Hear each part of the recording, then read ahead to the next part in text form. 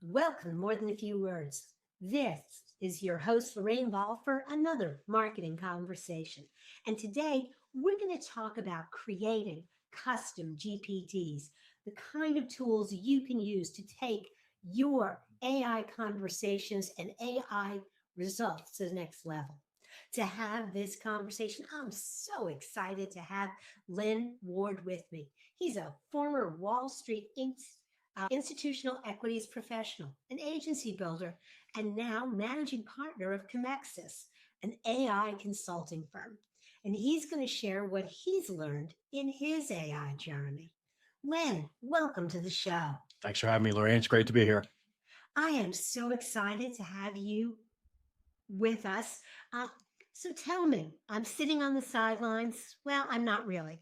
I've been playing with ChatGPT. I'm starting to get a feel for it. But what is a custom GPT and how do I use it?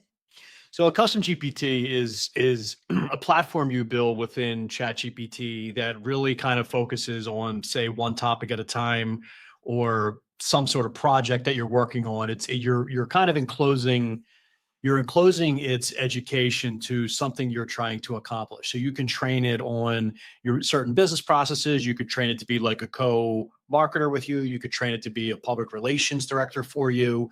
But what you do is you train it on what you're trying to accomplish. So if your goal is to develop a marketing strategy for, say, your plumbing or construction business, you go in and you train it on things like, these are the locations we serve, this is the products we have, this is the history of my company, this is my staff, this is my sales process. So I need you to come in and try to help me develop a marketing campaign for it.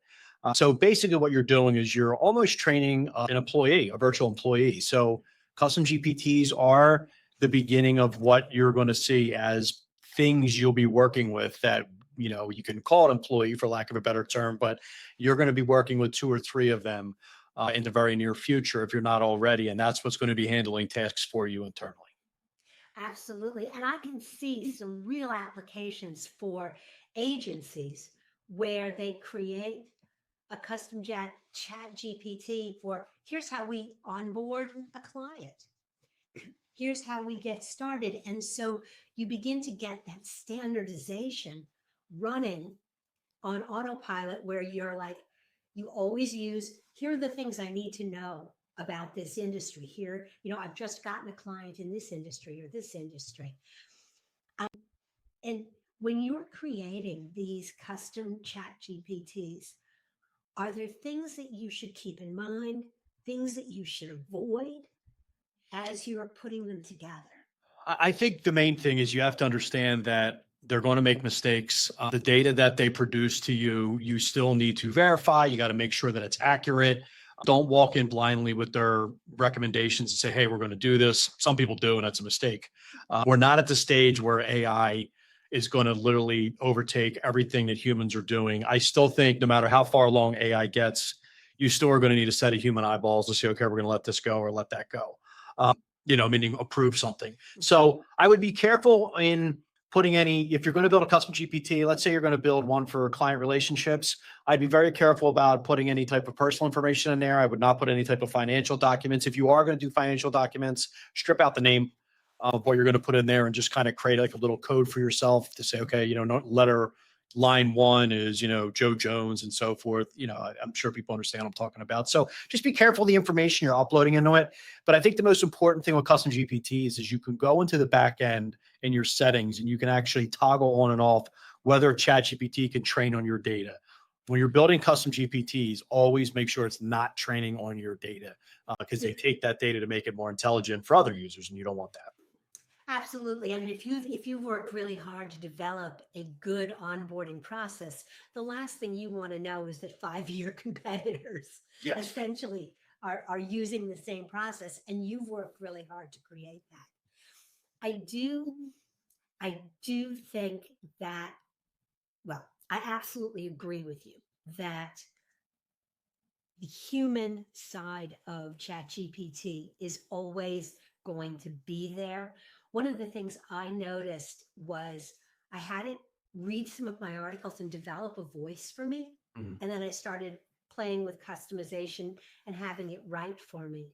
And I found the longer I did it, the more it strayed away from me and morphed into stuff it was pulling from elsewhere. And it stopped sounding like me. And I had to kind of kick Put it it back in. back in line. Yeah. Is that the same thing that happens with ChatGPT from time to time? It can, but when you have the custom GPTs, it is how you're prompting it. It is the questions you're asking. So when you are creating a custom GPT, as you're creating the custom GPT, and it's, in case I haven't explained it, it's actually, we build really more, I would say, complex GPTs, but to just make it quick and easy for you is you go on the back end and you can actually talk to the GPT. Like if you say, create my own GPT, there's instructions, and I forget what the other toggle is. You can click that tab and you can actually start talking to it. So you just want to make sure that you're kind of putting all the right information in. But the one thing you want to do when it's done is say, hey, can you create a list of prompts for me that I can input into you to make sure that we're on the same page going forward? And it will do that for you. It'll say, these are the list of prompts, and this is what I'll do for you. So when it is veering off, sometimes you may have to go back in, retrain it, and say, I just want to go through everything, everything you know about me, just to make sure you truly understand. Sometimes if you wanted to, and you're keep it in your voice, maybe put up your most recent blog post or the last couple of blog posts and say, as a refresher, I want you to come back in and learn this. This is my voice and so forth. But yes, it will kind of slide out a little bit. The hallucinations are still there, but we're a lot further along now than we were a couple of years ago. Oh my gosh, yes. Yeah, I mean, I use it so often. I For silly things, I just pop it up on my phone and ask it, Mhm. and the results that I get back and how quickly I get back is really amazing. I also really like the ability to toggle because I'm much more auditory than typing, Mhm. and the fact that I can actually toggle on and talk to ChatGPT and record, have it record what I'm saying and then respond to it. I find that very helpful. Yeah, I think it's going to become the operating system for a lot of people. That's been the buzz that we've been, or not we, that a lot of people in the community are talking about. And I agree. I think in a year's time, that is going to be so ingrained in your everyday life and work life, almost like you are with your iPhone right now, where you can't even move without it, or Android, whatever. It's going to become. Somebody made a great point on a podcast I heard about a week ago. It's going to be more important in your phone, and I agree with that. They're actually in the process of making products right now. They're coming out saying they're going to eliminate the phone. They know they're going to, and they're actually creating little products right now that I think is going to get released in about a year or two, and you're going to have these GPT OpenAI products you're going to be carrying about, and you're going to realize how ingrained your life is, which is, not to break off on a tangent, which is going to completely flip marketing on its head, because that's a whole different animal. Well, it absolutely, I mean, it's already from a marketing perspective, we're already kind of struggling with this a little bit, I think, Mhm. in terms of the AI overviews and the stuff that ChatGPT is picking up and focusing on is how do you get that information out there so ChatGPT is seeing it and noticing it and paying attention to what you're creating? And so, from a marketing perspective, it's how do you insert your content into the AI infosphere so that you come up as an answer when somebody asks a question? There's ways in which you can, it's old school SEO. We do know that ChatGPT is crawling Google. We know that for a fact. There's been some studies where they pulled like similar search results in what ChatGPT has said. Some people have even come out and say that they're really crawling Wikipedia a lot. You can put Shima code on your website. There's a couple tags you can add to your website, and there's ways in which you can list down all of your content in a Q&A type fashion, FAQ. With all that being said, I know there's a lot of people that are out there saying, hey, this is how you do it, and we can do it, and so forth. I've been in marketing over 2 decades. I've been doing SEOs when search engines where we're doing 50 search engines opposed to one. Mhm. There is no rhyme or reason as to why you're getting picked up on ChatGPT. The only thing that's coming back to is brand. I think like if your brand is really strong and your digital footprint is really strong and you've created this vast resource of content, really good content that has been linked to like the old school SEO, I think that's helping out the situation. But it's not necessarily, there's no silver bullet where SEO, I think we all agree collectively, we know how to get pages ranked. Like we knew what to do.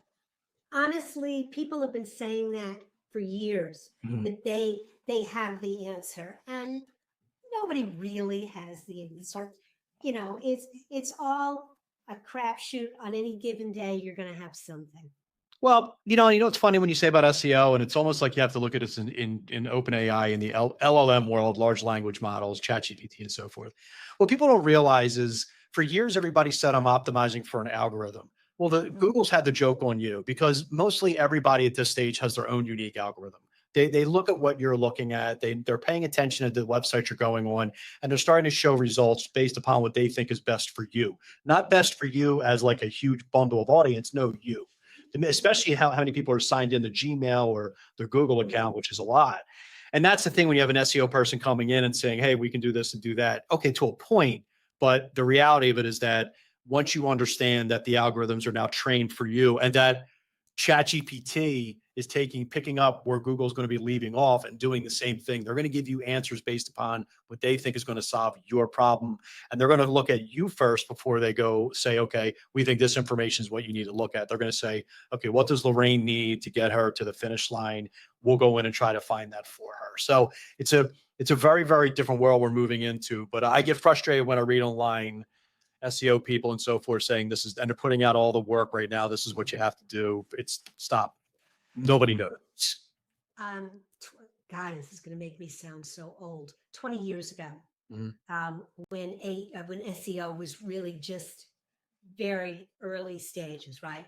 And there was a lot of black hat and white hat tactics about how you, and at that moment I thought, well, that's all great, but you get to a website and are you answering my question? You got me here because you get me here under false pretenses.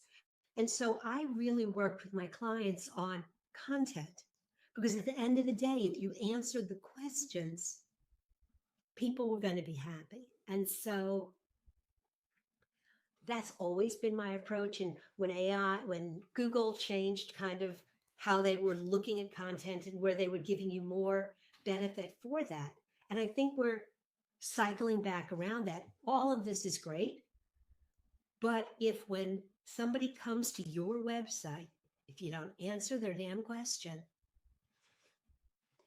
I couldn't agree more. I think that the people who are leading the way of content, which is kind of a, I think it's a bygone practice anymore. Like you don't really see people. I mean, I know that there's people saying they're engaging content and doing this and doing that, but the companies that are really engaging and really, really good content, they're the ones that are going to be the initial settlers in this market. They're the ones that are going to start doing well. And and you're going to get some people who maybe historically did really good in organic SEO, and they're going to find that their GPT really is picking up and they're getting traffic and conversions. We're actually starting to see that, and we're seeing that from people from accounts that not necessarily really are. These are new accounts that we've taken on. But we've known that the agencies before us have done a tremendous job in building their content out. And they're the ones that are starting to win. So that's one of the greatest takeaways I can give anybody that's listening is you really want to start boning up on your content.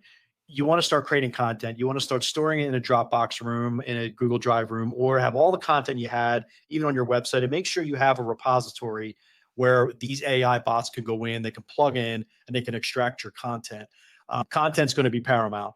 And if you have like an AI chatbot on your website, you can see questions people are asking. You just have to keep writing content on what people are asking. And like you said, we are clearly moving from a search and retrieve to solve my problem. If you cannot solve somebody's problem as fast as ChatGPT, they're going to leave your website. Your website has to be as quick as ChatGPT. absolutely. Well, Len, this has been fabulous. Thank you much. I could talk for hours, but we're going to put a pin in it here. But I'm going to suggest if Len has piqued your curiosity and you want to learn more, head over to Commexis.com, COMMEXIS.com. Visit the website and look for a free consultation on AI. Len, thanks again for joining me. Thanks for having me. I appreciate it. My pleasure. Okay. If you've enjoyed today's conversation, if you'd like to learn more about marketing, what's hot, what's not, what trends to ignore, and which ones to chase, be sure to look for More Than a Few Words wherever you listen to podcasts. This has been another episode of More Than a Few Words. Thanks for listening.